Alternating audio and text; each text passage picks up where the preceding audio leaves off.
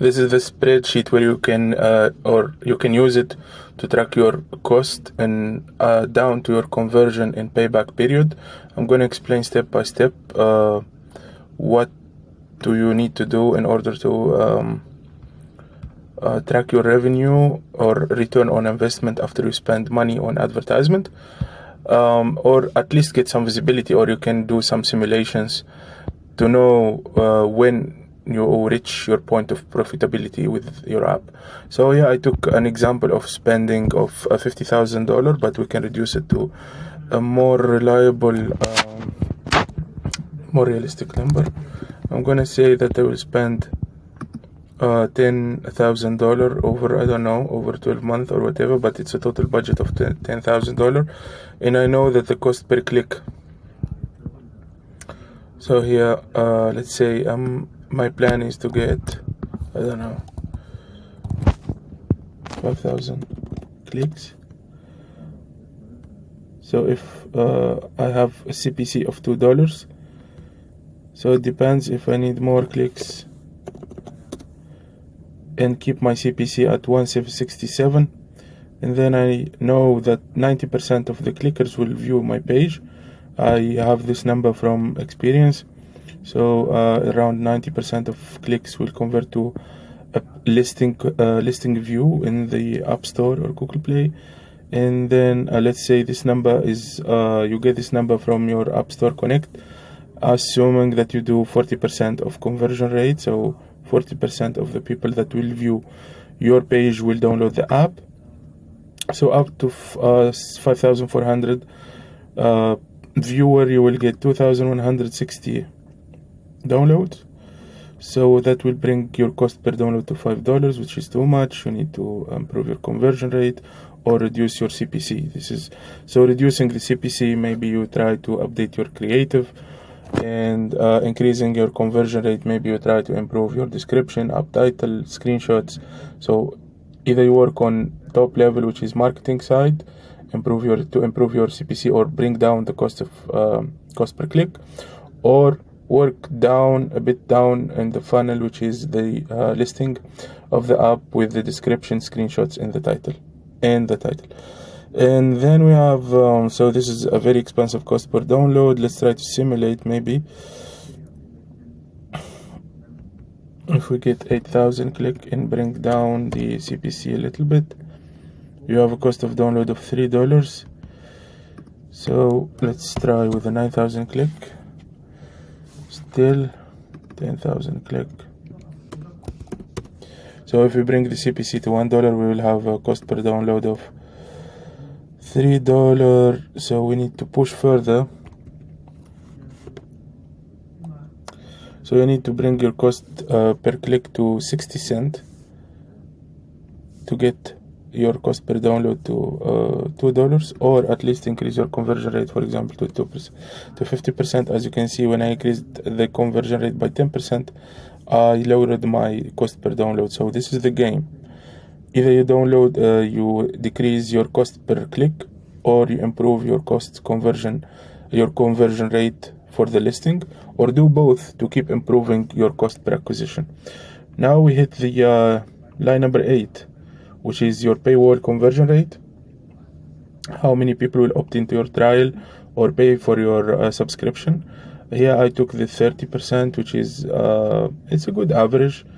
Could be lower or higher depending on your app niche and your app service, and also your paywall implementation. So here I took 30%, which out of 6,700, only 2,025 opted in. So the cost per trial is $5, and then only 15% out of those trials will convert.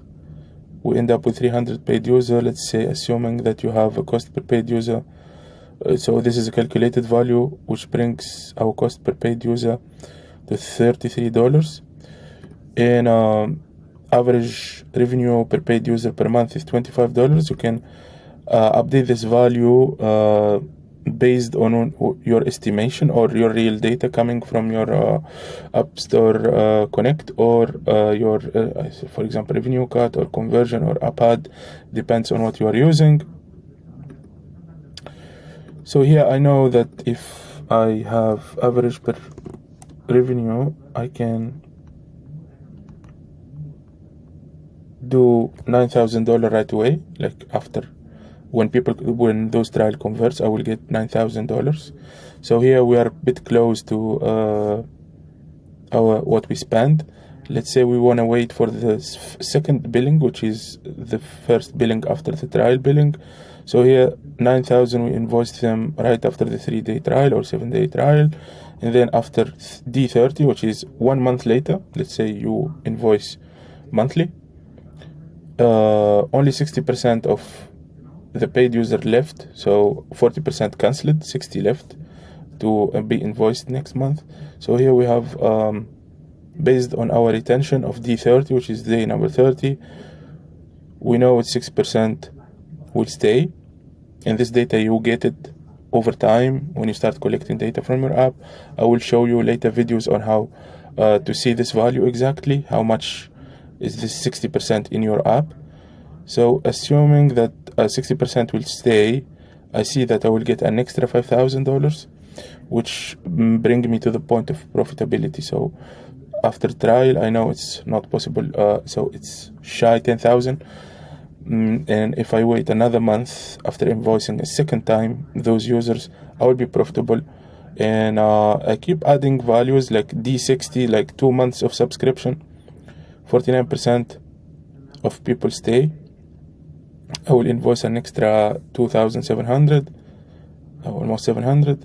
And at D90, which is 3 months, I'm only left with 30% of those people I acquired here. And with this $10,000, which brings me to $800. And when I make the total, I see that I'm profitable. So this kind of Excel, you can see that you are profitable after the D30. So first round after 3 days. So acquisition plus 3 days trial, you will collect $9,000, assuming that you have these values in green. And you saw how I simulated a couple of values, and you can play with this table to see what do you need exactly to achieve as KPIs, like as conversion rate in the listing, as conversion rate in the paywall, trial conversion rate. So these main KPIs or goals that you can reach or adjust or update your app to meet. And this line 14 will help you understand how much money you should charge your user in order to be profitable before starting building complex stuff that may take you time, but your numbers doesn't match. So if the number doesn't match, you don't have to dive very deep into product development.